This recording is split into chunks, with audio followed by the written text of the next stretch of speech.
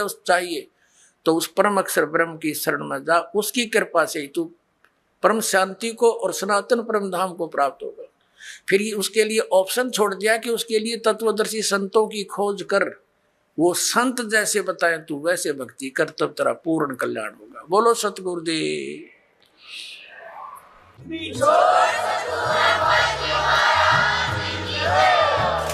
दर्शकों, यह सिद्ध हुआ कि गीता जी का ज्ञान भगवान श्री कृष्ण ने नहीं बल्कि ज्योति निरंजन काल ने दिया था। दर्शकों, हम सभी यह भी जानते हैं कि परमेश्वर संसार की सर्वोच्च सत्ता है। परमात्मा को पाने के लिए प्रभु प्रेमी लोग साधुजन हिमालय पर, जंगलों आदि पर जाकर समाधि लगाते हैं, संन्यास लेते हैं तथा अन्य बहुत सी क्रियाएं करते हैं। पर क्या परमात्मा को पाने की यह सही विधि है? सभी धर्मों के गुरुओं और लोगों का कहना है कि सबका मालिक एक है। फिर भी सभी धर्मों में अलग अलग भगवान को पूजा जाता है। तो कौन है सबका मालिक, जिसने सारी सृष्टि की रचना की, जिसके बारे में हमारे धर्म शास्त्रों में बताया गया है?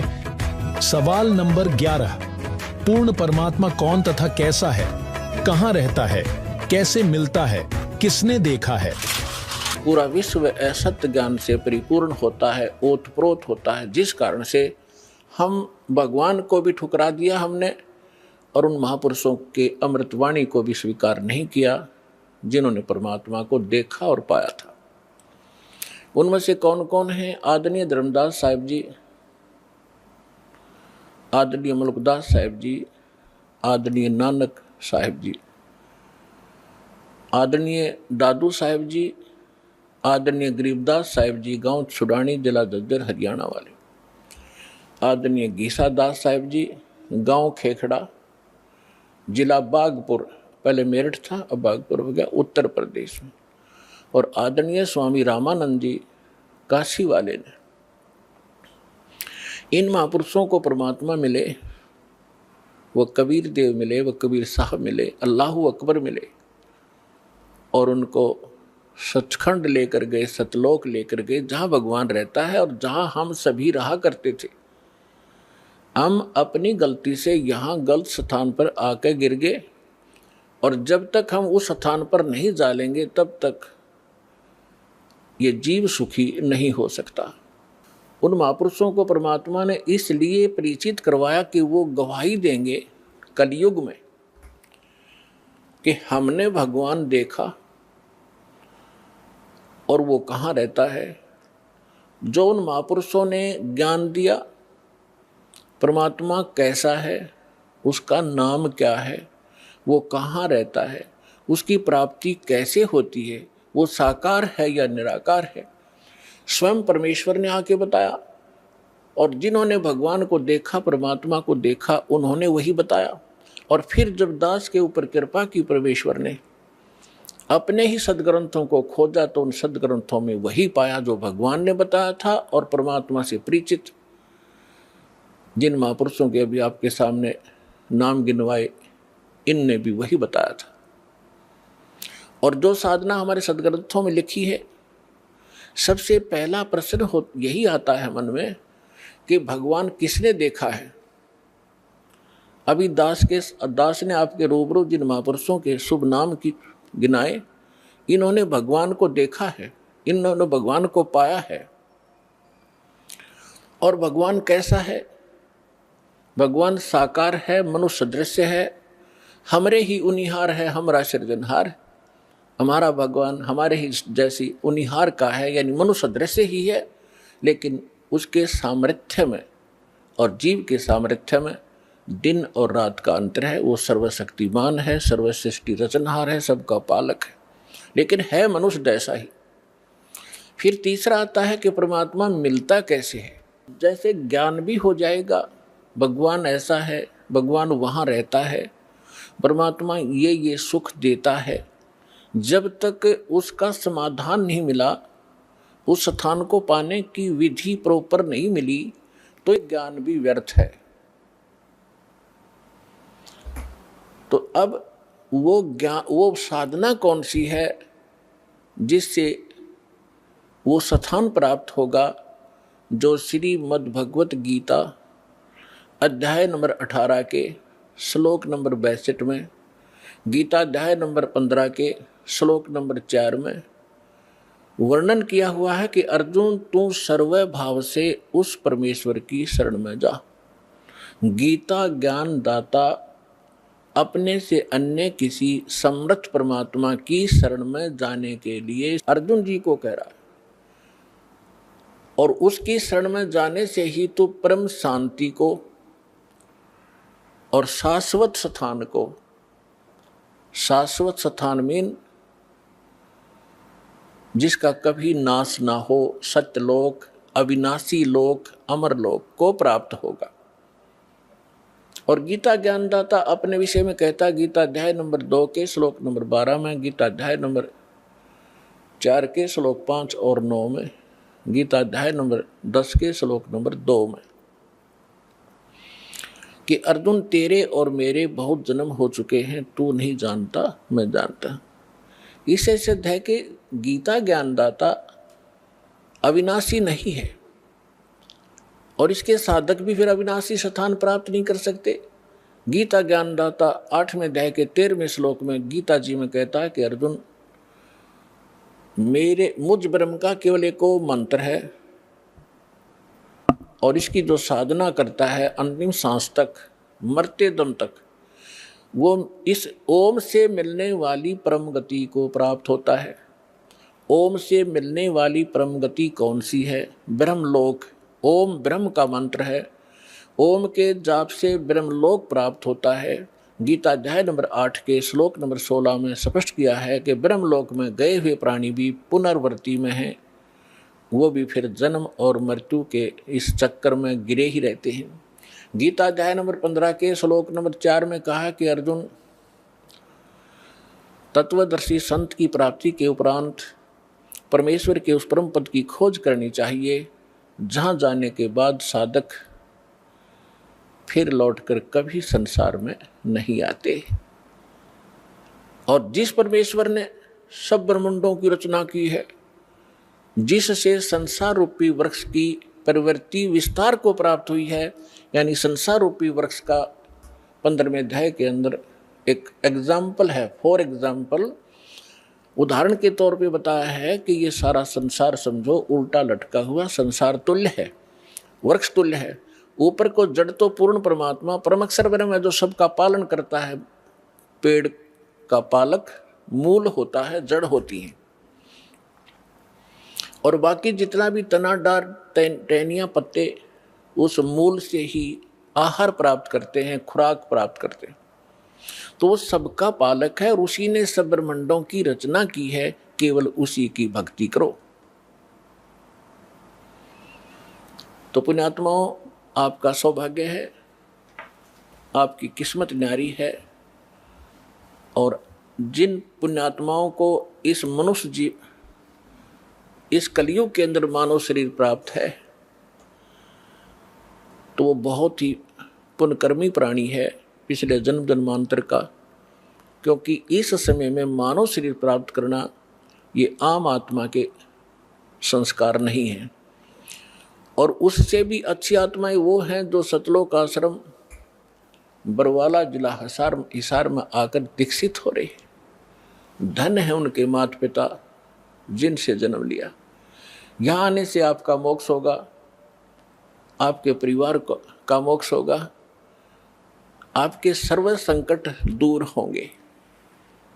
सर्व संकट किसी प्रकार के हों, आर्थिक हों, शारीरिक हों, तीन ताप के हों, भूत प्रेत की बाधा हो, ये तो परमात्मा पहले करेगा। उसके बाद फिर आपको इसके पैरेलल ज्ञान भी कराया जाएगा कि ताकि आप इन सुखों को पाकर फिर भूल ना जाओ भगवान को, क्योंकि ये सुख यहाँ का अस्थायी, अक्षणिक है, झूठा है। और इस सुख को पाकर हम मस्त हो जाते हैं, जो हमारी सबसे बड़ी भूल होती है। उसके लिए परमात्मा कबीर परमेश्वर जी कहते हैं कि सुख के माथे पत्थर पड़ो, जो नाम हृदय से जावे, बलिहारी उस दुख के, जो पल पल नाम रटावे। ये परमात्मा परमात्मा खुद बताते हैं कि तुम ऐसे अर्ज लगाया करो मेरे सामने कि हे भगवान ऐसा सुख भी ना देना जिससे आपकी भूल पड़े, बाढ़ में जाओ ऐसा सुख जिस जो भगवान से दूर करे, ऐसा दुख दिए रखना परमात्मा, तेरी याद बनी रहे। आज दास देख रहा है सतलोक आश्रम बरवाला में 80% वो भक्त आ रहे हैं जो काल के सताए हुए हैं, कर्मों से पीड़ित हैं। तो पुण्यात्माओं, घबराना नहीं, समर्थ की शरण आपको प्राप्त हो गई है और ये दुख आपके लिए वरदान सिद्ध होगा। यदि आप दुखी नहीं होते तो इसी तरह की तरह राजनीति में धक्के खाते फिरो या कित और बैठ कर बकवाद गढ़ो, ताश खेलो, वो दुख तुम्हारे लिए वरदान है जो आपको परमात्मा के चरणों में ले आया।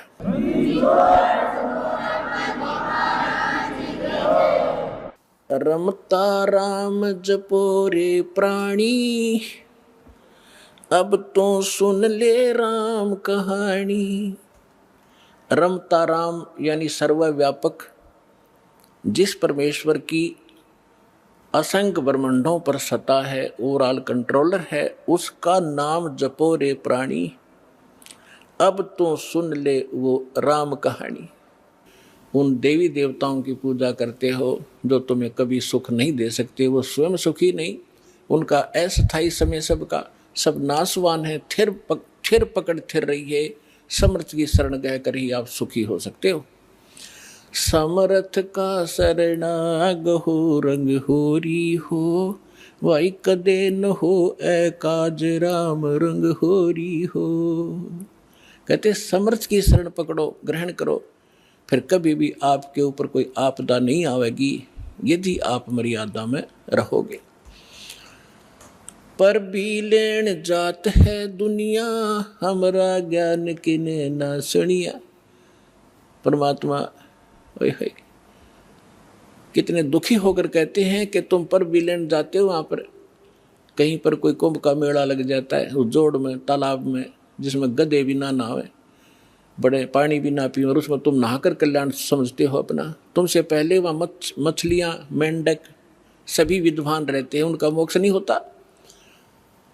अपने सदग्रंथों का आधार मान और संत महापुरुष जिनको भगवान मिले उनकी वाणी को आधार मानकर साधना कीजिए, तभी सफलता होगी। तो भगवान कहा करते कि पर भी लेन जात है दुनिया और हमरा ज्ञान किन्हें ना सुनिया। तो यहाँ क्या बताना चाहते हैं भाई, कच्छ मच्छ कूरम ना होते, दौल धरनी नहीं ध्यानी, ये चंद सूरज दो दीपक ना थे, नहीं थे पवन और पानी। ब्रह्मा विष्णु महेश न होते, नहीं लक्ष्मी गौरज रानी, सावतरी नहीं सनकादिक तब होते, अलख बिनानी। अब आदरणीय गरीबदास साहिब जी कह रहे हैं परमात्मा से प्राप्त उस यथार्थ ज्ञान के आधार से कि पहले सबसे पहले कुछ भी नहीं था, केवल एक परमात्मा था। और यही हमारे वेद बताते हैं और यही वो महापुरुष बताते हैं और यही परमात्मा स्वयं आकर ज्ञान देते हैं। हम ही अलख अला हैं कुतुब गोस और पीरे, गरीबदास खालिक धनी हमरा नाम कबीरे। ए स्वामी सृष्टा में सृष्टि हमारे तीरे, दास गरीब ऊपर बसूं अधर बसूं अवगत सत्य कबीरे। परमात्मा ने स्वयं भी अपनी महिमा बताने की चेष्टा की, पर हम बालक इतने हैं, हम परमात्मा को पहचान नहीं सके क्योंकि हम बाल बुद्धि बना दिए इन अज्ञानी संतों, महंतों, मंडलेश्वरों ने, गुरुओं ने। अपनात्माओं, सबसे पहले भगवान ने आपको शिक्षित किया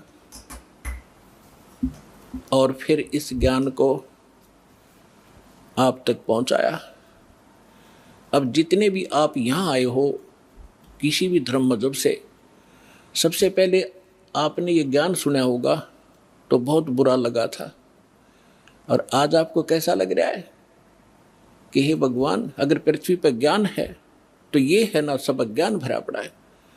तो काल ने इतना ज्ञान ठुकवा दिया हमारे परमात्मा के बच्चों में कि ज्ञान से दूर भाग रहे, विरोध कर जाते हैं, अपना जीवन नाश कर लेते हैं।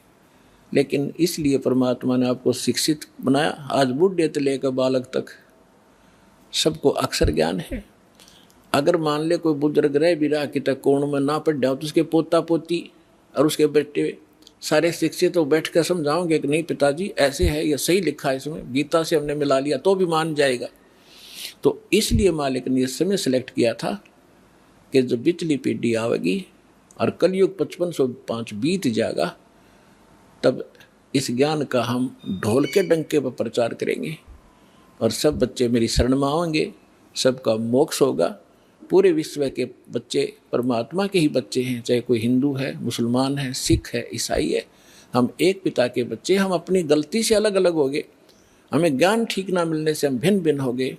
परमात्मा का आदेश है कि इस ज्ञान को सुनकर सब फिर एक होंगे और सबका मोक्ष होगा। अपने आत्माओं, आपको कथा सुनाते हैं। परमात्मा, जैसे परमात्मा की महिमा वेदों में लिखी है और वैसे तो पूरा विश्व वेदों के ज्ञान को नकारा नहीं करते। केवल एक पंथ है और उस पंथ की जो ब्रांचें हैं वो ही अपनी मंदबुद्धि के कारण ये कहते हैं कि हम वेदों और गीता को नहीं मानते। हमारे गुरुओं का ज्ञान तो वेदों और गीता से ऊपर का है। जब दास ने उस पंथ के यानी राधा स्वामी पंथ के प्रवर्तक श्री शिवदयाल जी महाराज, आगरा के रहने वाले, जो जिसे राधा स्वामी पंथ चला बताते हैं, जो इनका प्रमुख है, उसका ज्ञान पढ़ा और फिर वेदों से देखा, संतों की, महापुरुषों की वाणी से देखा, उसने कख भी पता नहीं अध्यात्म मार्ग का। और उसके अनुयायी यूँ कहते हम तो वेदों को और गीता को नहीं मानते, हमारा ज्ञान तो इससे ऊपर का है। उसकी झलक आपको कई बार दिखा रखी है, फिर दिखाऊंगा। उन्हें सतनाम का पता नहीं, सतलोक का पता नहीं, वो कैसा है और वहाँ क्या सचिथि है, खाक है उनके पास ज्ञान।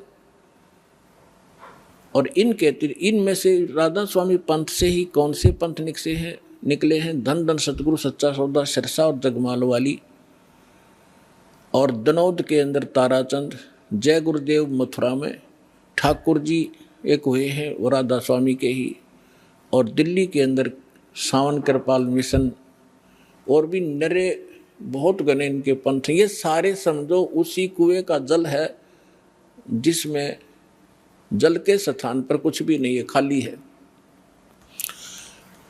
वो खारा पानी है, यो जलैस है, ये समझो, यानी उनका ज्ञान गलत है।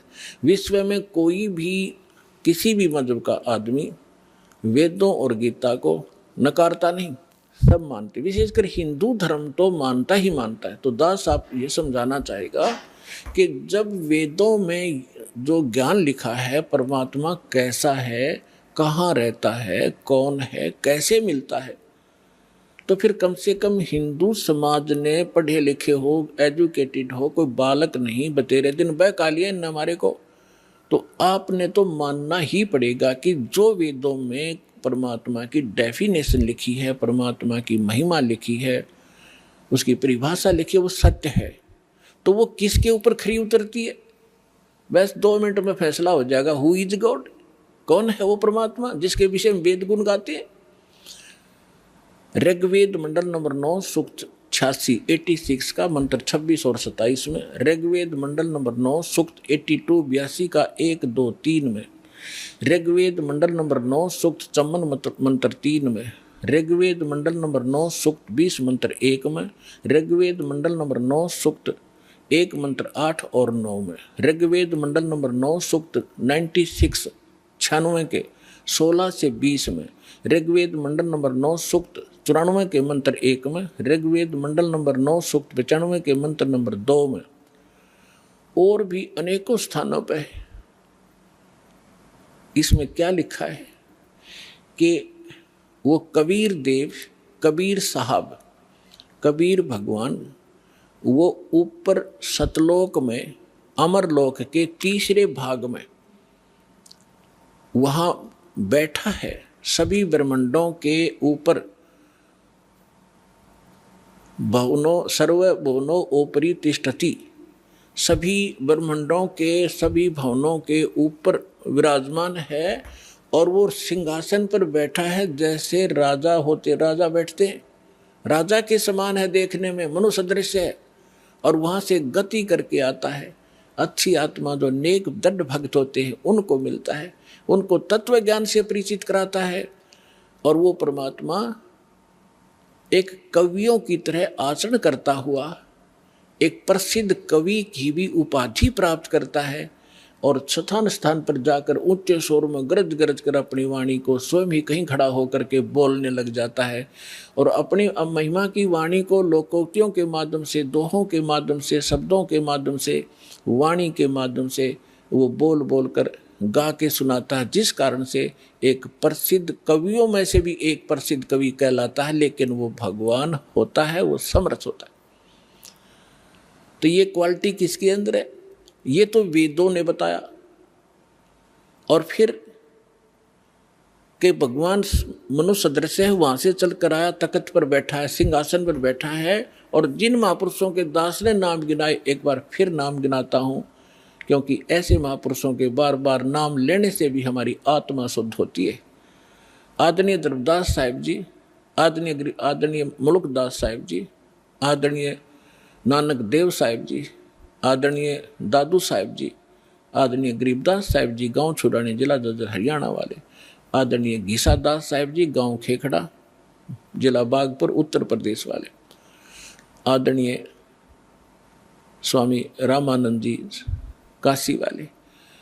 अपनात्मा दास जिन महापुरुषों के नाम गिना रहा है, आप ये ना समझना कि जहाँ ये रहा करते वहाँ बड़ी भक्ति होगी, वहाँ कख नहीं किसी के पास। कई भक्त इस भूल में धक्के खान चले गए, वहाँ कोई छुड़ानी चला गया और उनका जब देखा हाल फिर आया वापस। तो पुण्यात्मा, क्योंकि हम पहले या भटक चुके हो, अब बार बार ना भटकना, इसलिए दास आपको आगाह करता है। ये संत महापुरुष खड़े हुए, लेकिन वो भी उस महापुरुषों के इस ज्ञान से परिचित नहीं है। इन महापुरुषों ने फिर यही बताया। क्या बताया? जैसे नानक साहब ने कहा, धर्मदास जी ने तो कल में तोड़ रखी है, पूरा कबीर सागर लिख रखा है भगवान कबीर साहब के बारे में, ये पूर्ण परमात्मा है। मैंने सचखंड में जाकर देखा, वहाँ सिंहासन पर विराजमान थे, बड़ा तेजोमय शरीर था इन्हीं का। फिर वही मुझे फिर यहाँ मथुरा में मिले दोबारा आकर के, लेकिन यहाँ उनका तेज इतना नहीं था जितना सतलोक में था। तो ये भी गरीबदास साहिब जी कहते हैं कि तेज पुंज अन्य दे धर कर इस विध हमको भेंट ही, हल्का तेज पुंज का शरीर बनाकर वो यही वेद बताते हैं कि वो अपने शरीर को सरल करके वो परमात्मा यहाँ प्रकट होता है, आता है, अच्छी आत्माओं को मिलता है। तो इन्होंने क्या बताया है कि जैसे धर्मदास जी ने कहा कि आज मोहे दर्शन दियो जी कबीर, आज मोहे दर्शन दियो जी कबीर, सतलोक से चल कर आए, सतलोक से चल कर आए, काटन काल की जंजीर, आज मोहे दर्शन दियो जी कबीर, आज मोहे दर्शन दियो जी कबीर। नानक साहब ने कहा है, मुल्कदास जी ने कहा है, जपो रे मन परमेश्वर नाम कबीर, जपो रे मन साहेब नाम कबीर। एक समय गुरु बंसी बजाई कालंदरी के तीर, एक समय गुरु बंसी बजाई कालंदरी के तीर, सुर नर मुनि जन सब थकत बहे हुआ, रुक गया दरिया नीर, जपो रे मन साहेब नाम कबीर। दोनों दीन का झगड़ा ठन गया, टोहा ना पाया शरीर, जपो रे मन साहेब नाम कबीर। दास मलूक सलूक कहत है, खोजो सम कबीर, जपो रे मन परमेश्वर नाम कबीर। नानक साहब जी कहते हैं, फाई सूरत मुलुक की वेश, ए ठगवाड़ा ठक्की देश, खरासी आना भोता वारी धानक रूप रहा करता। श्री गुरु ग्रंथ साहिब जी के प्रश्न नंबर 24 पन्ने पर ये वाणी अंकित है कि एक सवान दुई सवानी नाल भलके भौकाई सदा ब्याल, कूड़ छुरा मूठा झूठा मर्दार, और ये धानक रूप रहा करता। फाई सूरत मुलुक की वेश। फिर नानक साहब जी कहते हैं, तेरा एक नाम तारे संसार, मैं एहो आस एहे आधार, ये धानक रूप रहा करता। फाई सूरत मुलुक की वेश, ए ठगवाड़ा ठगी देश, खरासियाना भोता वार, ये धानक रूप रहा करता। और प्रश्न नंबर 731 पे कहा है कि अंधा चुंदला नीच जात परदेसी, मेरा छिन आवे चल जावे, और जाकी संगत नानक रंदा, कैसे मोड़ा पावे। गुरु ग्रंथ साहिब जी के प्रश्न नंबर 721 पर लिखा है, एक अर्ज गुप्तम पेश तो दर कून करतार, हक्का कबीर करीम तू बे अपरवरदिगार, नानक बुगोयत जन तुरा, तेरे चाकरा पा खाक्स फाकाक। तो फिर आदमी दादू साहिब जी ने कहा है, जिन मुझको निज नाम दिया, सोए सतगुरु हमारे, दादू दूसरा कोई नहीं, ये कबीर सिरजनहारे। अब जो प्रसंग चल रहा है, जिन महापुरुषों ने परमात्मा को देखा, उन्होंने बताया कि वो भगवान ऊपर रहता है, ऊपर, और वहां से चल कर आता है, हमें मिला, उसको मिला, ऐसे मिला, सारे प्रमाण है हमारे पास। अब वेद क्या बताते उस परमात्मा के बारे में, वो क्या लीला करता है। यदि वेदों में भी वही प्रमाण मिल जाता है जो उन महापुरुषों को मिला जिन्होंने बताया कि मुझे भगवान मिले परमात्मा, और सचखंड लेकर गए, मुझे वापस छोड़ा, वो है परम अक्षर ब्रह्म, वो कंप्लीट गॉड है। और उसी वैसी ही लीला वेद बताते हैं, तो आप अपने आप समझ में आ जाना चाहिए, अग्रम अग्रम खत्म हो जानी चाहिए प्राणी की, और बिल्कुल हो जाएगी। और कहते हैं, आंखों देख कर भी जो नहीं मानता, जान बूझ साची तजय, और करे झूठ तने, ताकि संगत है प्रभु स्वप्न में बिना थी। इसे नालायक आदमी तो कहते स्वप्न में भी नहीं मिला, जो आंखों प्रमाण देखकर फिर बकवास करता है, झूठ बोलता है, रामपाल ये करता है, कहाँ लिखा दिखाने लग रहा, मैं सारे सदग्रंथ प्रमाणित कर रहा हूँ, सामने दिखा रहा हूँ, फिर भी कहता है, झूठ बोलता है, तो वो स्वार्थी और काल का पक्का दूत है। उस व्यक्ति का मुंह नहीं लागना चाहिए, उसकी बात नहीं सुननी चाहिए अपना सफल होने के लिए। आप जी को इतना स्पष्ट हुआ कि परमात्मा जब शिशु रूप धारण करके आता है दूसरी सतिथि में, 3 प्रकार से हमारा धारण पोषण करता है, हमारा कल्याण करने के लिए 3 प्रकार के शरीर में वो लीला करता है। एक तो सतलोक में रहता है, वहाँ तो बहुत तेजों में शरीर है, वहाँ से हल्का तेजपन रूप बना करके, और दूसरे सतिथि में एक शिशु रूप धारण करके प्रत्येक युग में परमात्मा मिलते आते हैं, ऐसा लीला करते हैं। उनकी यही लीला, परवरिश की लीला कुंवारी गांव से ही होती है। और तीसरी स्थिति में वो महात्मा साधु संत का रूप बना के कभी भी कहीं प्रकट हो जाते हैं और अपनी अच्छी आत्माओं को मिलते हैं, उनको ज्ञान समझाते हैं। उनके विषय में आपको बहुत बार बताया है कि किन किन महापुरुषों को वो मिले हैं, और उन्होंने फिर बताया कि हमको परमात्मा मिले अनंत कोट ब्रह्मांड का एक रति निभार, और सतगुरु पुरुष, पुरुष माने परमात्मा, भगवान, कंप्लीट गॉड, कबीर है, कुल के सिरजनहार। अब वेद क्या बताते हैं परमात्मा की महिमा, क्योंकि परमेश्वर ने कहा कि वेद मेरा भेद है, मैं ना मिलूं वेदन के माही, और जौन वेद से मैं मिलूं वो वेद जानते नहीं, कि वेद मेरा भेद है, मेरी महिमा का गुणगान करता है वेद। लेकिन वेदों में वर्णित विधि से मैं मिल नहीं सकता, मेरी महिमा तो कंप्लीट है। लेकिन जिस वेद से, वेद माने ज्ञान से, तत्व ज्ञान से मैं मिलूं, वो ये चारों वेद जानते नहीं, इनमें वो ज्ञान नहीं है। उसका ज्ञान स्वयं ही परमात्मा ने आके बताया। अरिविश दास को भेज रखा है, लाभ उठाओ प्राणियों। ये देखो, अब आपको ऋग्वेद दिखाते हैं। ये है ऋग्वेद। ये कहाँ से प्रकाशित है? सर्वदेशी कार्य प्रतिनिधि सभा, महर्षि दान भवन, रामलीला मैदान, नई दिल्ली से।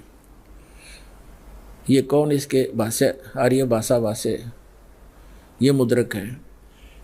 कमाल की बात है कि जो व्यक्ति परमात्मा को निराकार बताते हैं कि वेदों में निराकार लिखा, वो अनुवाद कर रहे हैं। कैसी अद्भुत लीला उस परम पिता की पुण्यात्माओं आप पर रहम कर रखा है। यदि इन वेदों में ये ना लिख रखा होता, अनुवाद नहीं कर रखा होता इन्हीं के द्वारा, तो ये कभी भी आपको ऊपर नहीं आने देते कि रामपाल दास साची कह रहा है। लेकिन वो तो अन्य प्रमाण बहुत से देता दास, और भगवान जो लीला करता वो करके दिखाते, प्रमाणित तो हो जाता, लेकिन और ज़्यादा समय लग जाता। ये भ्रमित करने वालों का दाव लगा रहता। अब इनका दाव कति समाप्त हो गया। इन्होंने अपनी कर कमल से अनुवाद कर रखा। अनुवाद सही है, उनकी सोच गलत है, उनका अनुभव गलत है। महर्षि दयानंद ने सत्यार्थ प्रकाश नामक एक पुस्तक का निर्माण किया है, रचना की है। उसमें उन्होंने स्पष्ट लिखा है कि मैंने इस पुस्तक का निर्माण वेदोनुसार किया है, वेदों के प्रमाणों को हल्का सरल करके लिखा है, और उसमें स्पष्ट है कि वेदों के विपरीत ज्ञान है सारा। महर्षि दयानंद और उसके सारे चेले परमात्मा को निराकार बताते हैं, उसका कोई स्थान नहीं है, वो एक देशीय नहीं है, एक स्थान पर नहीं रहता। और देख वेद क्या बताते हैं, वो एक देशीय है, भवनों के सब लोकों के ऊपर के स्थान पर रहता है, और वहाँ विराजमान है, धूलोक के तीसरे पृष्ठ पर रहता है, एक देशीय है। तो ये महर्षि दयानंद का कंप्लीटली अज्ञानी आदमी था पूर्ण रूप से, और उसी अज्ञान के आधार से उनके द्वारा भ्रमित आर्य समाज है। दास का उद्देश्य किसी की निंदा करना नहीं, केवल आपको सही दिशा देना उद्देश्य रखता हूँ कि आपके समझ में आया नहीं, ना इन ऋषि महर्षि इन ब्राह्मणों का समझ में आया, इस दास पर दया करी, इसका पूरा मानव समाज लाभ उठाओ, सबका कल्याण होगा। हमने किसी से द्वेष नहीं। ये देखो ऋग्वेद मंडल नंबर 9 सूक्त 86 और मंत्र नंबर 26 पढ़ेंगे।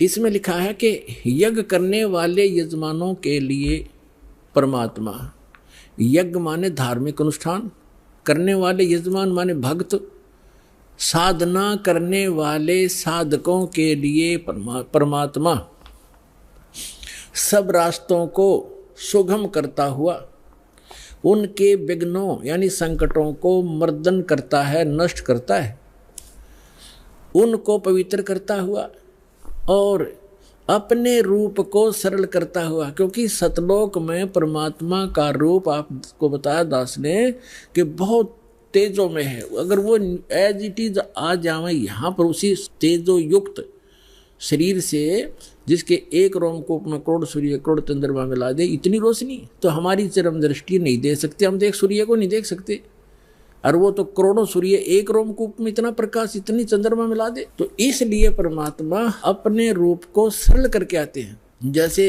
एक कक्ष में कमरे में 1000 वाट का ट्यूब है, 500 की है, 100 की है और एक 0 की भी वोल्टेज की है, सब बंद करके एक 10 वाट की चालू कर दी या 5 वाट की, तो जितना आवश्यक प्रकाश उससे है वो हो गया, बाकी वो है विद्यमान लेकिन वो प्रकाश ऑफ कर लिया। ऐसे वो परमात्मा का जो शरीर है इतना नूरी है, उसको कम करने के लिए वो अपने उस ऐसे स्विच ऑफ करके ओनली सिंपल सा प्रकाश युक्त शरीर यहाँ रख लेते। तो उसका प्रमाण यहाँ देखिएगा, ये पढ़ रहे हैं ऋग्वेद मंडल नंबर 9 सूक्त 86 मंत्र 26 पढ़ रहे हैं, 86 का 26। अपने रूप को सरल करता हुआ, अपने रूप को शरीर, अपने रूप को सकल को सरल करता हुआ वह कांति में परमात्मा। ये देखो इन्होंने यहाँ गड़बड़ी कर दी। ये देखो ये है कबीर, हम कबीर बोले, बै बोला हम कबीर, वेदों को वेद बोलते हैं, तो यहाँ कबीर हम यो कबीर लिखा कबीर। इस रै को इन्होंने संधि छेद करके अपसर्ग लगा दिया, अपसर्ग लगा के इसका अर्थ कर दिया, कवि का अर्थ कर दिया सर्वज्ञ। कवि कोई सर्वज्ञ नहीं होता, ना आज तक होया है, परमात्मा ही सर्वज्ञ होता है। यहाँ अर्थ नहीं करना चाहिए था, अर्थ करके अनर्थ किया इन्होंने। यदि कहीं किसी काव्यकार की महिमा वर्णित हो और वहाँ कवि शब्द हो तो वहाँ अर्थ किया जा सकता, काव्यकार कर दे, सर्वज्ञ वहाँ भी नहीं किया जा सकता। तो यहाँ कबीर देव लिखना था। आपको प्रमाण दिखाते हैं, जैसे ये एक पुस्तक है यजुर्वेद, इस पर ऊपर रह लगा हुआ है। अब इसी में प्रमाण दिखाते हैं आपको। ये देखिएगा, ये यजुर्वेद है, ये महर्षि दयानंद द्वारा ही इसका अनुवाद है। ये प्रकाशक सार्वदेशी कार्य प्रतिनिधि सभा 2/5 महर्षि दयानंद मैदान नई दिल्ली से, और ये महर्षि दयानंद द्वारा इसका अनुवाद है, और ये यहाँ से छपा। इसके हम आपको ले चलते हैं 36वें अध्याय के यह 36वां अध्याय यानी 36वां अध्याय 36, 36, 36, 36, 36। और यहाँ आगे हम ये यजुर्वेद है और यहाँ देखिएगा इसका प्रथम मंत्र है। इसमें लिखा है कि रचम वाचम प्रपदे मनो यजु प्रपदे। ये यजु शब्द है, इसका 2 उपसर्ग लगा रखिए। अब इसका अनुवाद महर्षि दानदंड जी ने यहाँ कर रखा है, देखिएगा। इसमें यजु, ये यजु शब्द है, इसका अर्थ यजुर्वेद लिख दिया, बिल्कुल सही। अगर इसका अर्थ कर देता तो ये महिमा यजुर्वेद की थी, और यहाँ यजुर्वेद लिखना पड़ा। ये रे ला के हमको यजुर्वेद बोलना, यजुर्वेद। तो यहाँ इसने यजुर्वेद लिखा, बिल्कुल सही लिखा। अगर यहाँ अर्थ कर देते तो महिमा यजुर्वेद की थी, तो कैसे समझते कि किसकी महिमा? ये अनर्थ हो जाता। इसी प्रकार यहाँ इन अनुवादकर्ताओं ने कबीर का अर्थ लिखना था, कबीर देव। यहाँ कवि का अर्थ जैसे अपसर्ग भी लगे हैं, तो इसको लिखना था कबीर देव है उस परमात्मा का, वो कबीर देव। कबीर देव माने साहब परमात्मा, कबीर हम कबीर बोले, कबीर देव लिख देती है। देव माने परमेश्वर और कबीर माने कबीर। हम कबीर साहब कहने लगे अपनी लोकल भाषा में, हम वह को वह बोलते हैं। और कबीर कबीर, कबीर देव साहब, कबीर भगवान, कबीर अल्लाह, अल्लाहू अकबर। वेदों में उसको कबीर देव, अपनी मातृभाषा में वैसे लोकल लैंग्वेज में कबीर साहब, और कुरान शरीफ के अंदर उसको अल्लाहू अकबर यानी अल्लाह कबीर कहा है। ये है वही जो काशी में धानक रूप में रहा था। ये उन महापुरुषों ने प्रमाणित भी कर दिया कि हम सुल्तानी नानक तारे दादों को उपदेश दिया, जात जुलाहा भेद नहीं पाया, काशी माए कबीर हुआ।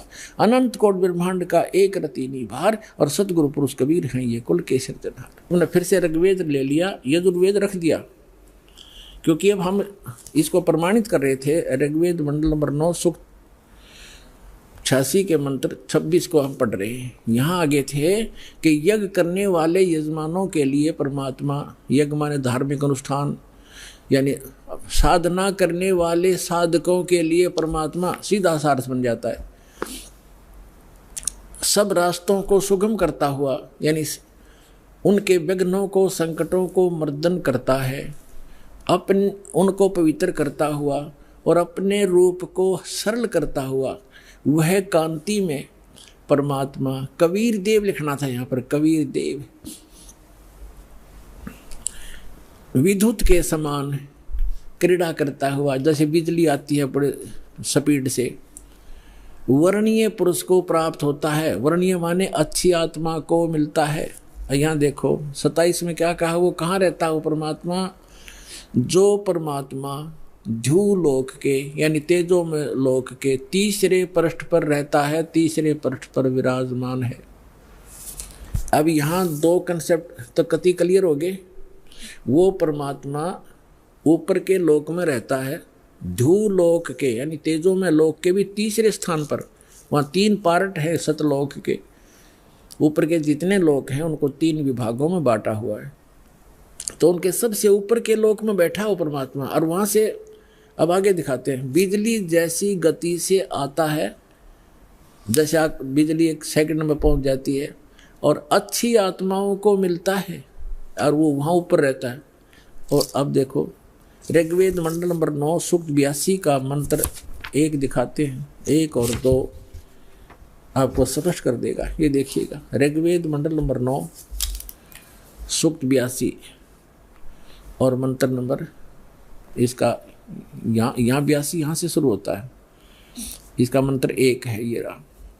इसमें है कि वो अमर परमात्मा, सोम माने सर्वोत्पादक प्रभु, सबकी उत्पत्ति करने वाला परमात्मा, प्रकाश रूप सद्गुणों की वृष्टि करने वाला, पापों का हरण करने वाला। महर्षि दानंद कहता भगवान पाप नाश नहीं करता, आयुर्वेद कहते हैं पापों का हरण करने वाला, नाश करने वाला है। राजेव, राजा के समान, राजेव। ये देखना, हम 269 पृष्ठ पर पढ़ रहे हैं, नहीं तो कहेंगे दूसरा पृष्ठ बदल गया होगा। अब 270 पे दिखाते हैं आप, ये 270। राजा के समान दर्शनीय है, दसम देखण योगा है, राजा के समान है देखने में। पृथ्वी आदि लोक लोकांतरों के चारों ओर शब्दमान हो रहा है। वह वर्णीय पुरुष को अच्छे आत्मा, अच्छे भगत को, अच्छे व्यक्ति को, जो दृढ़ भक्त है, जो पक्के भक्त है, उनको पवित्र करता हुआ प्राप्त होता है, उनको मिलता है। जिस प्रकार विद्युत आकाशीय बिजली स्नेह वाले स्थानों को आधार बनाकर प्राप्त होता है, जैसे पहले वर्षा के दिनों में हमारे घरों में एक कांसी धातु होती, उसके थाली बेले गिलास कटोरे हुआ करते थे, और हमारी दादी जी कहा करती थी हमारी माताओं से, चाची ताइयों से, कि बाहर जो थाली रखी होती, बेले रखे होते कांसी के, कहा करती इनको अंदर रखो, क्योंकि कांसी की धातु पर, थाली पर बिजली गिर जाती है आकाश की, क्योंकि उसका अट्रैक्शन होता है। तो यहाँ यही कहा है, वेद बता रहे हैं कि वो परमात्मा अपने उन पुण्य आत्माओं को ऐसे आधार बनाकर प्राप्त होता है, उसका अट्रैक्शन होता है उन अच्छी आत्माओं, दृढ़ भक्तों में, जिस प्रकार आकाशीय बिजली धातु विशेष पर अट्रैक्ट होकर उसी पर आधार बनाकर आती है। बता के कसर छोड़ दी, क्या कमी छोड़ दी वेद ने बताने में। अब आगे देखो, ऋग्वेद मंडल नंबर 9 सूक्त 82 का मंत्र नंबर 1 आपने पढ़ लिया। अब दो में क्या बताया है, किस लिए आता है वो? हे परमात्मन, उपदेश करने की इच्छा से आप, ओहो, यानी ज्ञान देने के लिए, यथार्थ ज्ञान देने की इच्छा से आप महापुरुषों को प्राप्त होते हैं। हो गया स्पष्ट कि जैसे आकाशीय बिजली आती है, गतिशील होकर के यहाँ आते आप। और देखो ऋग्वेद मंडल नंबर 9 सूक्त 82 का मंत्र नंबर 3 में क्या कहा है, पवित्र यज्ञों में रक्षा से आप प्राप्त होते हैं, पृथ्वी आदि लोकांतरों में गति करते हुए, सर्वव्यापक नहीं, आप है, गति करते हुए, ये गलत लिखा है, इन्हें अपनी सोच थोड़ी अड़ाई है। आप माने आप स्वयं गतिशील होकर विराजमान होते हैं, है आप स्वयं गतिशील होकर वहां से चल कर आते हो, ऊपर धूलोक के तीसरे पृष्ठ में रहते हैं, वहां से गतिशील होकर के आप हमारे यहाँ पर आते हो, अच्छी आत्माओं को मिलते हो। अब और ऋग्वेद मंडल नंबर 9 और सूक्त नंबर 54 का मंत्र नंबर 3 दिखाते हैं, देखिएगा। ऋग्वेद मंडल नंबर 9 सूक्त 54 का और मंत्र नंबर 3 है। इसमें लिखा है कि सूर्य के समान जगत प्रेरक वह, यह परमात्मा सोम स्वभाव वाला और जगत प्रकाशक है, और सब लोकों को पवित्र करता हुआ भुवनो ऊपरी तिष्ठति, भुवनो ऊपरी तिष्ठति, संपूर्ण ब्रह्मांडों के ऊर्ध्व भाग, ऊपर के भाग में भी नहीं, वहाँ वर्तमान है, वहाँ रहता है, भी तो इसमें आता ही नहीं, वहाँ रहता है अपने आत्माओं। ऋग्वेद मंडल नंबर 9 सूक्त 20 और मंत्र नंबर 1 में क्या बताया है, ऋग्वेद मंडल नंबर 9 सूक्त 20 मंत्र 1 में, यो 20 मंत्र 1 में वह परमात्मा, यहाँ लिखना कबीर देव, ये कवि नहीं, ये कबीर देव, ये ऊपर लिखा कबीर देव, इस रे को इन्होंने यहाँ कबीर लिखना था, कबीर देव, वो कबीर परमेश्वर मेधावी, यहाँ लिखना कबीर परमेश्वर है, वह परमात्मा कबीर देव है, कबीर परमात्मा वह कबीर देव है जो सबका रक्षक है, विद्वानों की तृप्ति के लिए ज्ञान को देता है। विद्वान वही आकर के वो ऐसा ज्ञान देता जिससे बुद्धिमान लोग तृप्त होते हैं, संतुष्ट होते हैं, और सहनशील है, संपूर्ण दुष्टों को संग्रामों में यानी ज्ञान के युद्ध में तिरस्कृत करता है, सबको पराजित कर देता है अपने तत्व ज्ञान से। अब आज इतना ही इन सदग्रंथों से हमने लेना था। अब दास सुनाएगा। आज का जो सत्संग सुनाना चाह रहा था दास, अब शुरू कर रहा हूँ उसको, लेकिन समय थोड़ा है इसलिए संक्षिप्त में बताऊंगा। अब 2 प्रकार से मानव शरीर प्राप्त होता है, और दूसरा ये था कि सत्संग केवल परमात्मा ही आकर बताते हैं, यथार्थ ज्ञान स्वयं भगवान बताते हैं। तो वो परमात्मा 600 वर्ष पहले आए थे, उन्होंने यथार्थ ज्ञान दिया, वो अच्छी आत्माओं को मिलते हैं और फिर यथार्थ ज्ञान से परिचित कराते हैं। उसके लिए परमेश्वर ने स्वयं कहा है, चारों युग में मेरे संत पुकारे, कूक कहा हम हेल रे, हीरे माणक मोती बरसे ये जग चुगता ढेल रे। चारों युग में मेरे संतों ने आवाज लगा लगा कर, हेला देकर, आवाज ऊंचे स्वर में गूंज गूंज कर बोला है।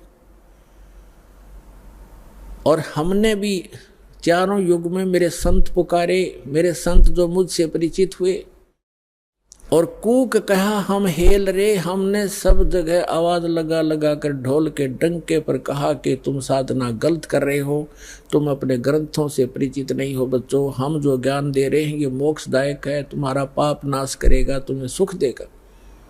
तो जो यथार्थ भक्ति मार्ग रूपी हीरे मोती लाल वो तुमने स्वीकार नहीं किए, और आन उपासना शास्त्र विधि त्याग कर मनमानी पूजा करके वो कंकर पत्थर इकट्ठे कर लिए जो जिनकी कोई कीमत आगे नहीं मिलनी आपको।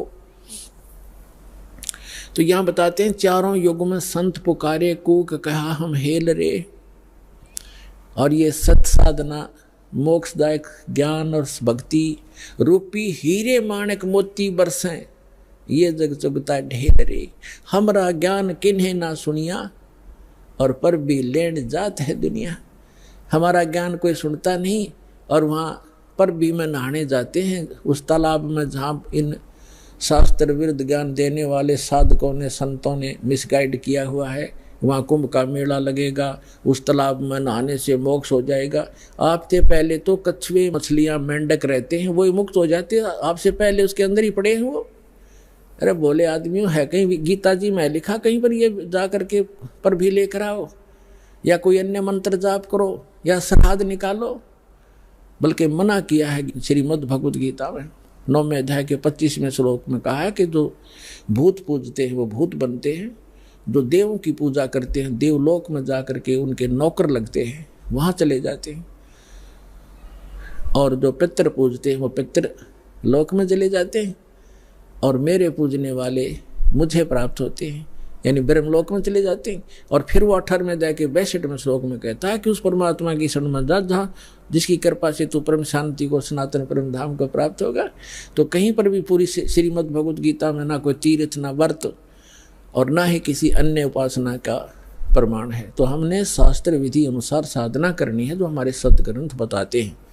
सदग्रंथों में आपको पहले भी बता दिया कि जो वेद हैं चारों वेद ये गॉड गिवन है, लेकिन 5वां वेद गुप्त था, इसने छुपा दिया। उसमें कंप्लीट कोर्स था, पूरा मोक्ष मार्ग था, पूरा ज्ञान था, वो नहीं रखा तो परमात्मा स्वयं आकर वो ज्ञान देते हैं।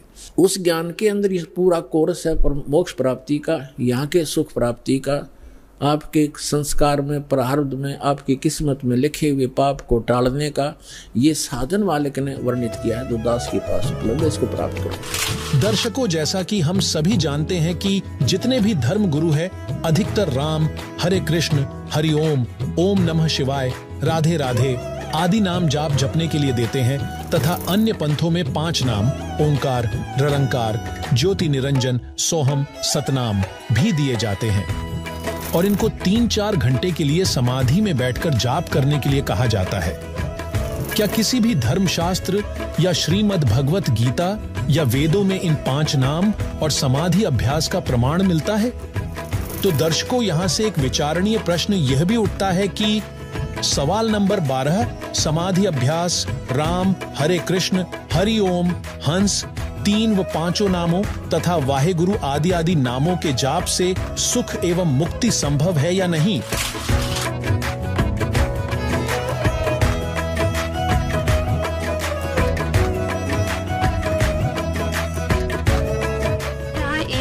और है जहन में हमारे सवाल की समाधि अभ्यास यानी कि मेडिटेशन राम, हरे कृष्ण, हरि ओम आदि से मोक्ष संभव है या नहीं?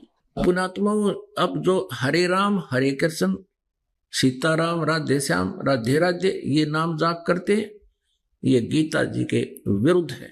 शास्त्र विधि को त्याग कर ये मनमाना आचरण है, ये यूजलेस है। पुण्यात्माओं, आध्यात्मिक ज्ञान को बहुत ही जटिल बना दिया गया है। जिस भी संत या पंथ से कोई भी श्रद्धालु जुड़ा है, वो सच्ची श्रद्धा से उनके साथ लगा हुआ है। जितने भी संत हैं, जितने भी पंथ हैं, सब अपने अपने मते, अपने अपने साधना के तरीके बताते हैं।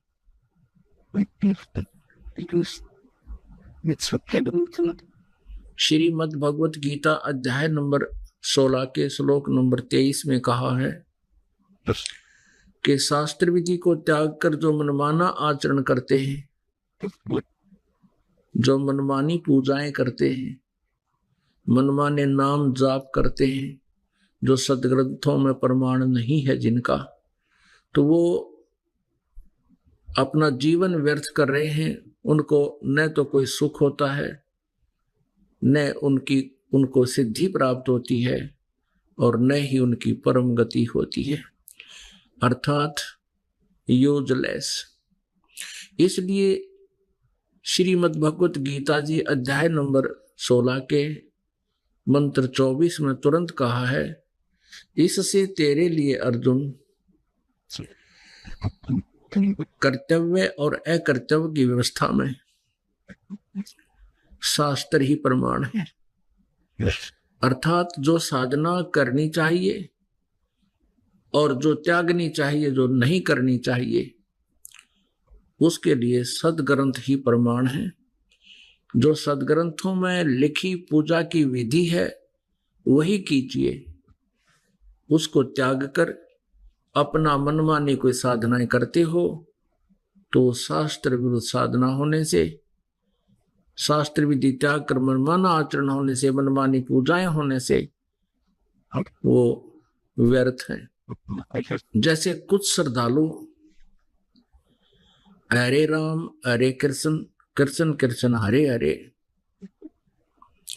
या कोई राधे राधे श्याम मिला दे, कोई ओम भगवते वासुदेव नमः, कोई जाप करता ओम नमः शिवाय, और भी अन्य बहुत से मंत्रों के जाप किए जाते हैं। ये मंत्र किसी भी सदग्रंथ में प्रमाण नहीं है। सदग्रंथ मीन पवित्र चारों वेद, पवित्र श्रीमद् भगवत गीता। जो श्रद्धालु श्री कृष्ण जी को अपना इष्ट मानते हैं और वो ये भी मानते हैं कि श्री कृष्ण जी ने श्रीमद् भगवत गीता जी का ज्ञान अर्जुन को दिया, और इस सदग्रंथ को वो शिरोधार्य मानते हैं। और कुछ एक संतजन, कुछ महाराज जी गीता मनीषी लिखते हैं अपने पीछे, महामंडलेश्वर, और वो जाप करते हैं हरे राम हरे कृष्ण, कृष्ण कृष्ण हरे हरे, राधे राधे। तो इससे सिद्ध है कि वो केवल लिखे हुए हैं गीता मनीषी, उन्होंने गीता जी के बारे में कह का भी ज्ञान नहीं है। किसी सदग्रंथ के मंत्रों को, श्लोकों को कंठस्थ याद कर लेने मात्र से वो उस सदग्रंथ का ज्ञाता नहीं हो जाता। अब श्रीमद् भगवत गीता जी में कहीं भी हरे कृष्ण या कृष्ण कृष्ण हरे हरे या राधे राधे जाप करने का प्रावधान या आज्ञा आदेश नहीं है। तो इस प्रकार जो गीता जी की आज्ञा का उल्लंघन करके मनमाने जाप करते हैं, ये अपना जीवन व्यर्थ कर रहे हैं और साथ में श्रद्धालुओं को मिसगाइड किए हुए, ये संत ठीक नहीं। श्रीमद् भगवत गीता जी श्री कृष्ण जी में प्रवेश करके ब्रह्म ने बोला, श्री कृष्ण जी ने गीता जी को नहीं बोला। श्री कृष्ण जी की आत्मा को तो पता नहीं मैंने श्रीमद् भगवत गीता में क्या कहा था। इसका थोड़ा सा प्रमाण देते हैं, फिर आगे चलते हैं। जिस समय महाभारत का युद्ध समाप्त हुआ, कौरवों का नाश हो गया और पांडवों को राज्य प्राप्त हुआ, तो श्री कृष्ण जी ने युधिष्ठिर जी को राजगद्दी पर बैठा दिया अर्जुन ने कहा, भगवान आप द्वारका जाने वाले हो, हमें कुछ उपदेश देकर जाओ, क्योंकि आप हमारे धार्मिक गुरु हैं। क्योंकि गीता अध्याय नंबर 2 के श्लोक नंबर 7 में अर्जुन कह रहा है कि आप मेरे गुरु हो, मैं आपका शिष्य हूं और मुझे आप ज्ञान दीजिए, मैं आपकी शरण हूं। तो श्री कृष्ण और अर्जुन दोनों उस सत्संग स्थल के आसपास टहल रहे हैं और अर्जुन श्री कृष्ण जी से प्रश्न करते हैं कि भगवान आज मुझे वही गीता जी का ज्ञान सुनाना जो आप जी ने महाभारत के युद्ध से पूर्व सुनाया था, और मैं उस ज्ञान को भूल गया।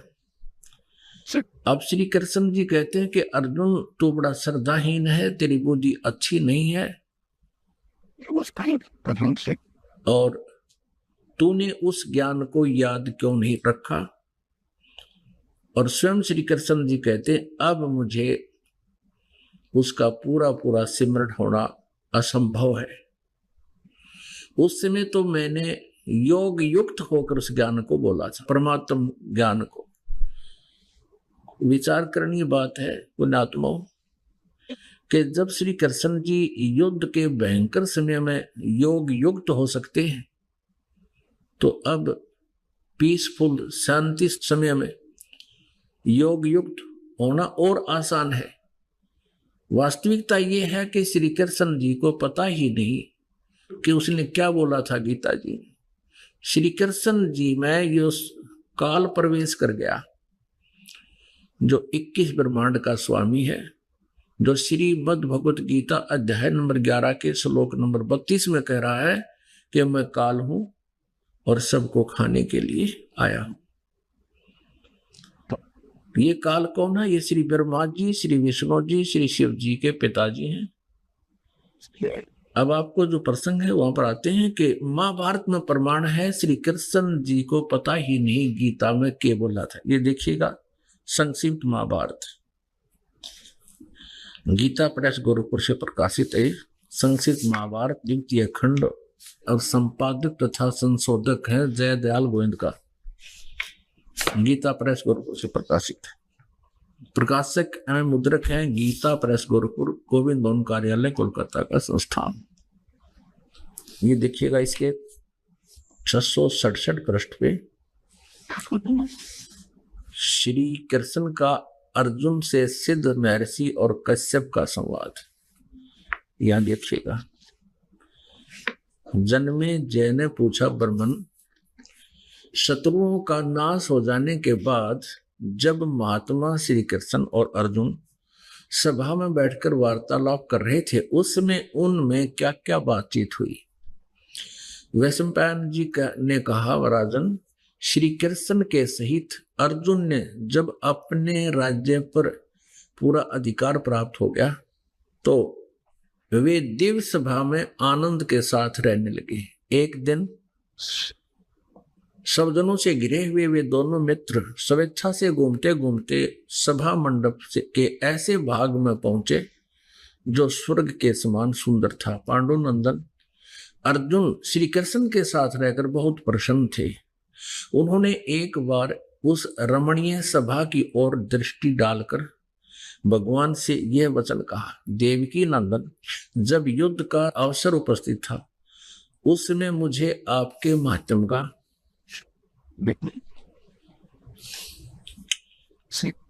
ज्ञान और ईश्वरीय स्वरूप का दर्शन हुआ था, किंतु केशव, आपने स्नेहवश पहले मुझे जो ज्ञान उपदेश दिया था वो गीता वाला, वह सब इस समय बुद्धि के दोष से भूल गया है।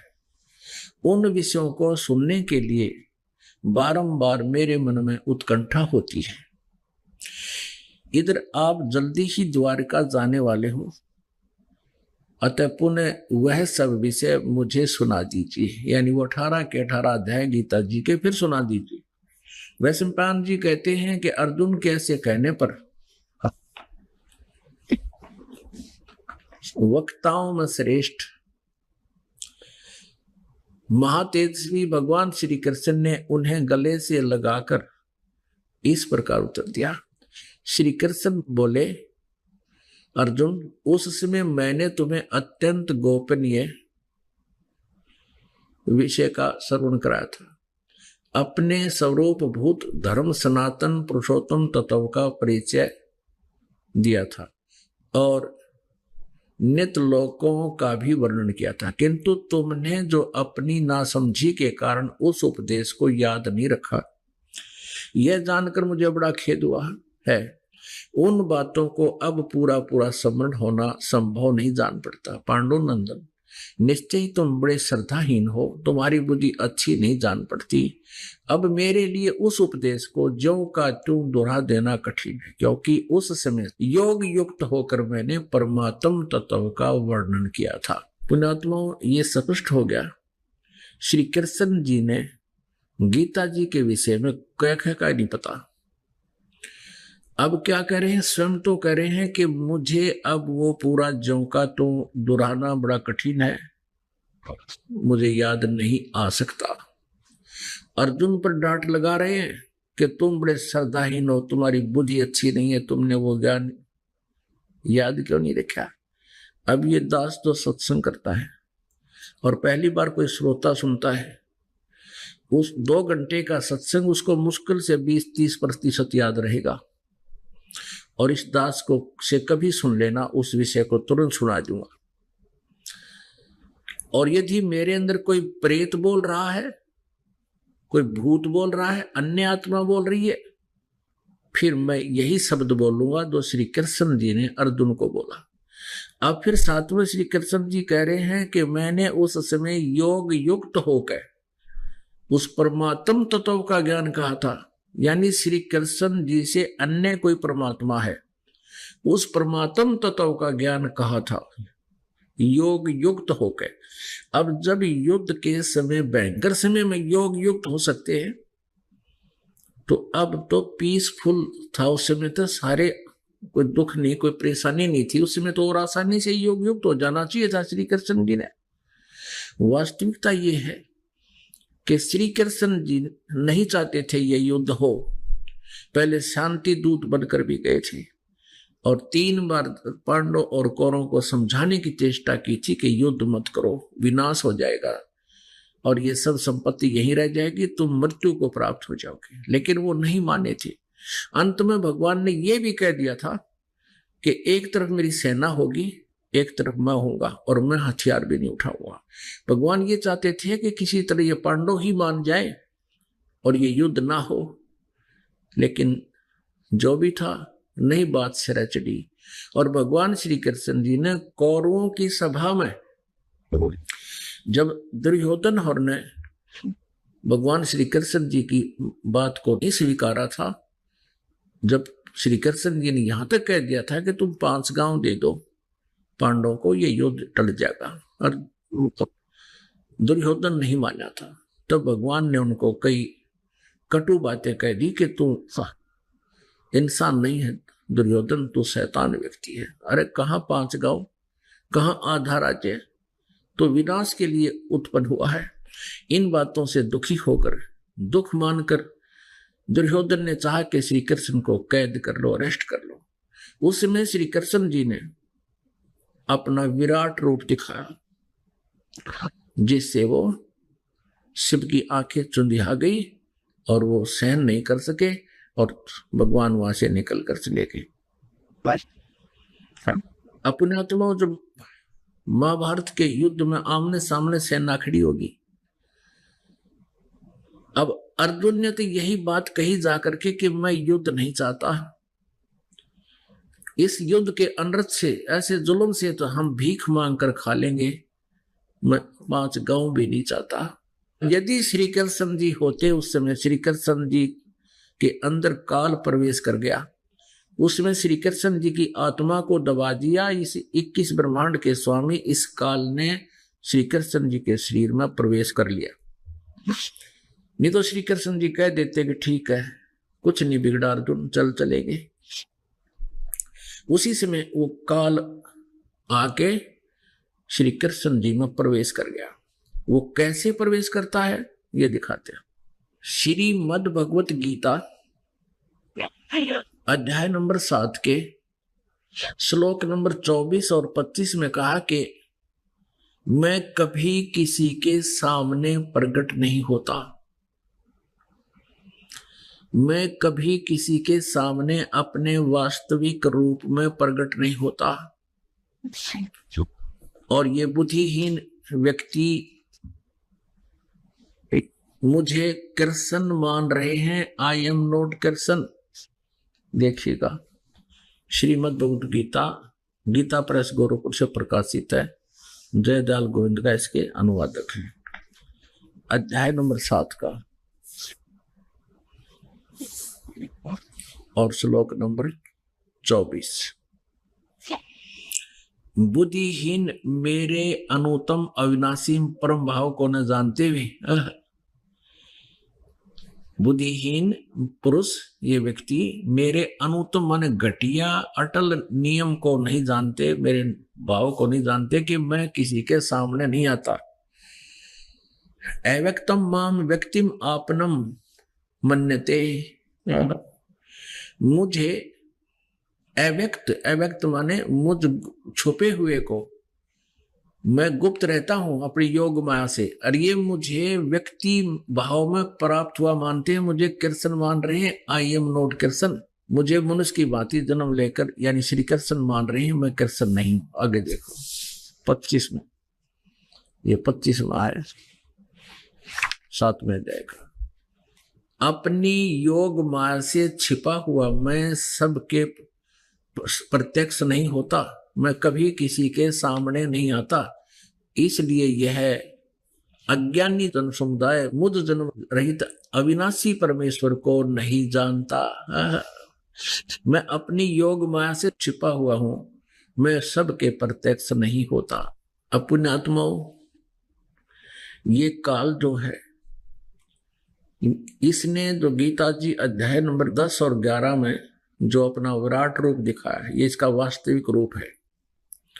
और इसने प्रतिज्ञा कर रखी है कि मैं कभी किसी के सामने अपने इस वास्तविक रूप में नहीं आऊंगा, दर्शन नहीं दूंगा। श्रीमद् भगवत गीता अध्याय नंबर 11 के श्लोक 47-48 में स्पष्ट किया है कि मेरा ये वास्तविक रूप है अर्जुन, मेरे इस रूप के दर्शन कोई नहीं कर सकता, ना किसी जप से, ना तप से, ना वेदों में वर्णित विधि से, ना किसी यज्ञ से, अर्थात मेरी प्राप्ति नहीं हो सकती। और दूसरी यह है कि तेरे अतिरिक्त आज जो मैंने तुझे ये दर्शन, ये मेरा वास्तविक रूप दिखाया है, तेरे अतिरिक्त इसको पहले कभी किसी ने नहीं देखा और न ही आगे देखा जा सकता। तो इससे भी सिद्ध है कि श्री कृष्ण जी नहीं बोल रहे श्रीमद् भगवत गीता जी का ज्ञान।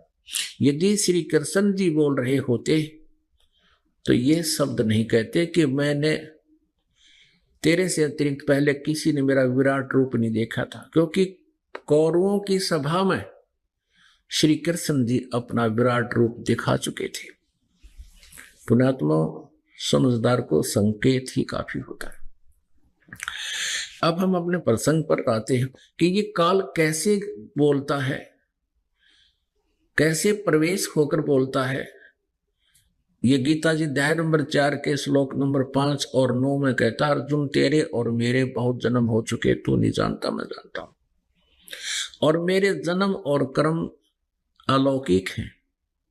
इसके कर्म अलौकिक कैसे हैं कि ये कभी किसी के सामने अपने वास्तविक रूप में प्रकट नहीं होता।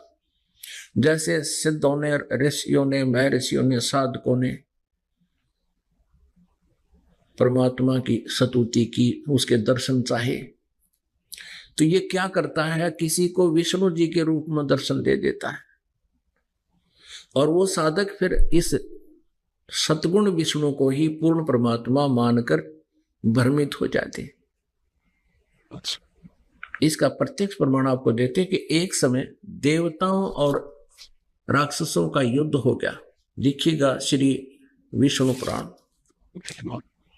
गीता प्रेस गुरुकुल से प्रकाशित है। श्री विष्णु पुराण अध्याय 2 चतुर्थ अंश का अध्याय 2 और पृष्ठ नंबर 233 पर आप देखिएगा। इसमें ये 22 श्लोक से हम प्रारंभ करते हैं। पूर्व काल में त्रेता युग में एक बार अति भीषण देव असुर संग्राम हुआ, यानी राक्षसों और देवताओं का युद्ध हुआ। उसमें महाबलवान दैत्यगण से पराजित हुए देवताओं ने भगवान विष्णु की आराधना की। तब आदि अनंत शून्य अशेष जगत प्रतिपालक श्री नारायण ने देवताओं से प्रसन्न होकर कहा, आप लोगों का जो कुछ अभिष्ट है वह मैंने जान लिया है। उसके विषय में यह बात सुनिए। राजऋषि ससाद का जो पुरंजय नामक पुत्र है, उस अक्षत्रिय श्रेष्ठ के शरीर में मैं अंश मात्र से स्वयं अवतीर्ण होकर उसमें भूत की तरह प्रवेश होकर उन संपूर्ण दैत्यों का नाश करूंगा। अतः तुम लोग पुरंजय को दैत्यों के वध के लिए तैयार करो। अपने आत्माओं, देवताओं ने स्तुति की विष्णु भगवान की, और ये काल पहुंच गया विष्णु रूप धारण करके।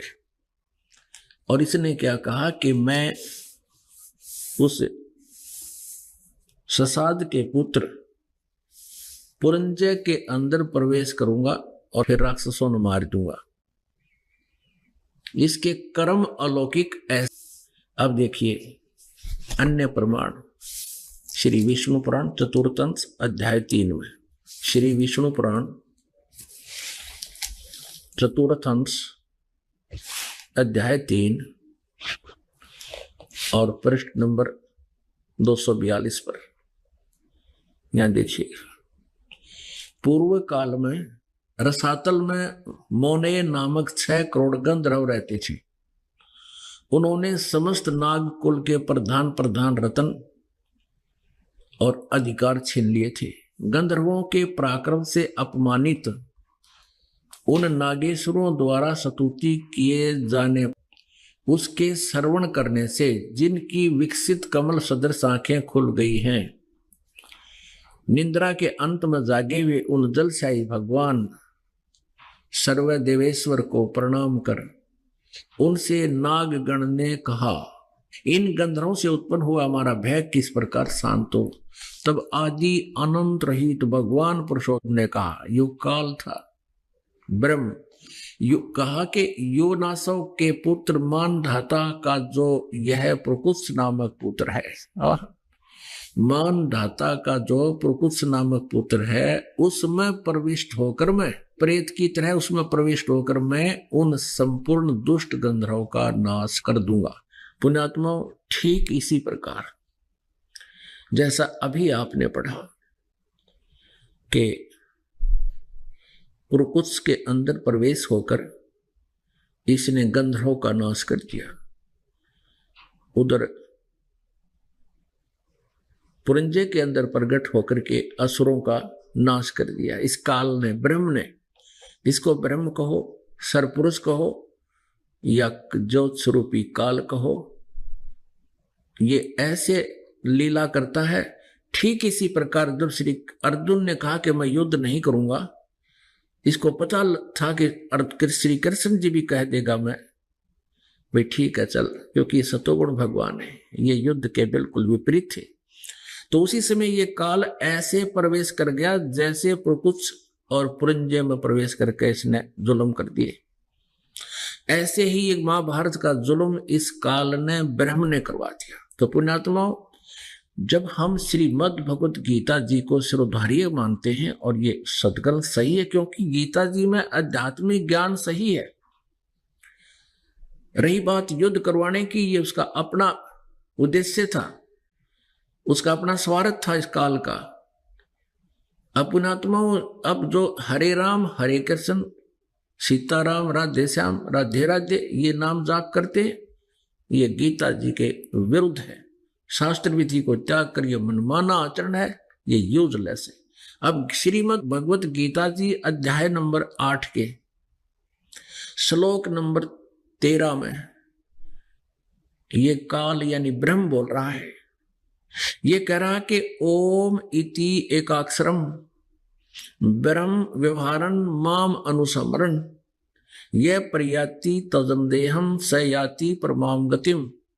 मुझ ब्रह्म का ओम इति एकाक्षरम ब्रह्म व्यवहारन माम अनुसमरण, माम माने मुझ, ब्रह्म माने ब्रह्म का, मुझ ब्रह्म का एक ओम, ये एक अक्षर है, बस यही उच्चारण करके सिमरण करता हुआ यह प्रयाति तदंदेहम, जो शरीर छोड़कर जाता है, स याति परमाम गतिम, वो ओम से मिलने वाली गति को, श्रेष्ठ गति को प्राप्त होगा। अब ओम से कौन सी गति प्राप्त होगी? वो ब्रह्मलोक में चला जाएगा। आपको दिखाते हैं, श्रीमद् देवी भागवत गीता प्रेस गोरखपुर से प्रकाशित है। संक्षिप्त श्रीमद् देवी भागवत सचित्र मोटा टाइप की और हिंदी, संपादक हनुमान प्रसाद पोदार, चिमन लाल गोस्वामी, गीता प्रेस गोरखपुर से प्रकाशित। ये है 7वां स्कंद और 562 पृष्ठ पे देवी के द्वारा हिमालय को ज्ञानोपदेश यानी ब्रह्म स्वरूप का वर्णन। श्री देवी जी कहने लगी, पर्वतराज उस ब्रह्म का क्या स्वरूप है यह बतलाया जाता है। अब ज्यादा ना पढ़ के हम अपने मतलब का पढ़ेंगे। यहाँ देखिए, उस एकमात्र परमात्मा को ही जाने, दूसरी सब बातों को छोड़ दे, यानी और कोई मंत्र जाप नहीं करना। यही अमृत रूप परमात्मा के पास पहुंचाने वाला पुल है। संसार समुद्र से पार होकर अमृत स्वरूप परमात्मा को प्राप्त कराने का यही सुलभ साधन है। आगे देखो, इस आत्मा का ओम के जप के साथ ध्यान करो। इससे अज्ञान में अंधकार से सर्वथा परे और संसार समुद्र से उस पार जो ब्रह्म है उसको पा जाओगे। ओम नाम का जाप करो और ब्रह्म को पाने का उद्देश्य रखो, तुम्हारा कल्याण हो, उसको मिल पा जाओ। वो कहाँ रहता है? 563 पृष्ठ पे हम पढ़ रहे हैं। वह यह सबका आत्मा ब्रह्म, ब्रह्मलोक रूप दिव्य आकाश में स्थित है। अब ओम का जाप करने वाले कहाँ जाते हैं? ब्रह्मलोक में। ठीक। अब गीता ज्ञानदाता कहता है कि मेरी जो साधना करनी है तो केवल ओम नाम है, नथिंग एल्स। राधे राधे, कृष्ण कृष्ण, हरे हरे, हरे कृष्ण, ये कृष्ण कलम कृष्ण, ये बनावटी और मनमाना आचरण है, यूजलेस मंत्र है। इनसे जीवन नष्ट हो जाएगा। पुण्यात्मा, आज से 600 वर्ष पहले परमात्मा ने लगभग 600 वर्ष पहले यही अमृत ज्ञान अपनी अमृत वाणी में, सच्चिदानंद घन ब्रह्म की वाणी में कहा था। श्रीमद् भगवद गीता अध्याय नंबर 4 के श्लोक 25 से लेकर 31 तक जो भी साधनाएं जिन साधकों ने की है, किसी ने देवताओं की पूजा की और कोई स्वाध्याय ही करता है, कोई प्राणायाम आदि करता है और कोई तीक्ष्ण अहिंसावादी व्रत करके ही अपनी साधना करता, जैसे मुंह पर पट्टी बांध कर नंगे पैरों घूमता है। कोई स्वाध्याय करता है, गीता जी का नित्य पाठ करता है, कोई वेदों के पाठ करता है, कोई किसी प्रकार की। कहते सभी साधक अपनी अपनी साधनाओं को पाप नाशक जानने वाले हैं। लेकिन चौथे अध्याय के 32वें श्लोक में कहा कि उस सच्चिदानंद घन ब्रह्म की वाणी में इन यज्ञों की जानकारी, यज्ञ माने धार्मिक अनुष्ठानों की जानकारी विस्तार से कही गई है। वो तत्व ज्ञान है। चौथे अध्याय के 34वें श्लोक में कहा कि उस सच्चिदानंद घन ब्रह्म की वाणी में, यानी जो ज्ञान स्वयं परमेश्वर ने अपने मुखारविंद से बोला है, वो सच्चिदानंद घन ब्रह्म की वाणी ब्रह्म ने मुखे कहा गया है। वो तत्व ज्ञान है। चौथे अध्याय के 34वें श्लोक में कहा कि उस तत्व ज्ञान को तू तत्वदर्शी संतों के पास जाकर समझ। गीता ज्ञानदाता कहता मुझे पता नहीं। वही समाधि, हठ योग, मेडिटेशन के विषय में गीता में क्या कहा गया है, देखिए। ये देखिएगा, गीता जी श्रीमद् भगवद गीता अध्याय नंबर 17 और श्लोक नंबर 5 में, जो मनुष्य शास्त्र विधि रहित केवल मनमाना कल्पित घोर तप को तपते हैं, दंभ और अहंकार से युक्त, कामना से आसक्त और बल के अभिमान से युक्त भी युक्त, शरीर से युक्त। छठे में कहा कि शरीर रूप से स्थित भूत समुदाय को और अंतःकरण में स्थित मुझ परमात्मा को भी वो क्रस करने वाले हैं, यानी दुखी करने वाले हैं। उन अज्ञानियों को असुर स्वभाव वाले जान। अब क्या बता दिया कि जो अपनी मनमानी तो घोर तप तपते करते हैं तो उनको शास्त्र विधि त्याग कर, क्योंकि शास्त्र के अनुसार जो तप लिखा है वो और है, वो 3 प्रकार के तप हैं। वो तप नहीं, उनको एक अलग से साधना बताई। जैसे हरिश्चंद्र ने वचन तप किया था कि मैं सत्य बोलूंगा, असत्य नहीं कहूंगा, उसके कारण उसने जो भी यातनाएं सहन करनी पड़ी, उसने सत्य बोला, वो तप था। अब जैसे ये दास सत्य बोल रहा है, सच्चाई कह रहा है, हमें भी यातना सहन करनी पड़ी, जेल में भी जाना पड़ा, झूठे मुकदमे भी बना दिए, ये हमारा तप है। और तप का फल भगवान कबीर परमेश्वर सबको देता है। जैसे प्रहलाद ने यही सत्य बोलने का तप किया था, वाणी वाला तप किया था। अपने पिता से कह दिया था कि तू भगवान नहीं है और तेरे द्वारा बताई गई साधना परमात्मा प्राप्त नहीं करा सकती, उस परमात्मा की भक्ति से ही मोक्ष होगा। इसी से पिता पुत्र का झगड़ा हो गया और उसने खूब सताया। वो जो तप था उसको तप, वो शास्त्र अनुकूल तप था। और जो आँख मीच कर कितने बर्फ में खड़े होकर कितने ऊपर न पा करके कितने झूल गाल के, ये शास्त्र विरुद्ध और मनमाना आचरण तप है, ये नहीं करना चाहिए। जिससे यह स्पष्ट होता है कि समाधि अभ्यास, हठ योग, मेडिटेशन, राम राम, हरे कृष्ण, हरि ओम, हंस, 3 व 5 नामों तथा वाहेगुरु आदि नामों के जाप से सुख एवं मुक्ति नहीं हो सकती, क्योंकि यह शास्त्र विरुद्ध मनमाना आचरण है।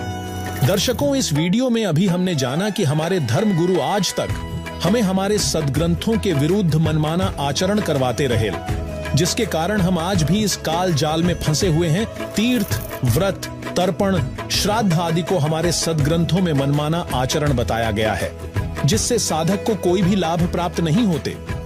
साथ ही हमने जाना कि पूर्ण मोक्ष केवल पूर्ण संत के द्वारा बताए भक्ति मार्ग से ही संभव हो सकता है, जिसकी जानकारी हमारी गीता जी में दी गई है। आगे इस वीडियो में जाना कि श्री कृष्ण जी काल नहीं है, बल्कि गीता ज्ञान देने वाला काल तो कोई अन्य ही है, जो श्री कृष्ण के शरीर में प्रवेश करके गीता का ज्ञान दिया था। वह ब्रह्मा, विष्णु, शिव जी का पिता काल ब्रह्म है। साथ ही आपको इस वीडियो से पता चला कि समाधि अभ्यास करने तथा राम राम, हरे कृष्ण, हरि ओम आदि मंत्र का जाप करने से मोक्ष संभव नहीं है। वास्तविक मोक्ष मंत्र हमारे सदग्रंथों में दिया गया है, जिसे पूर्ण संत से प्राप्त करके भक्ति करने से ही मोक्ष संभव हो सकता है।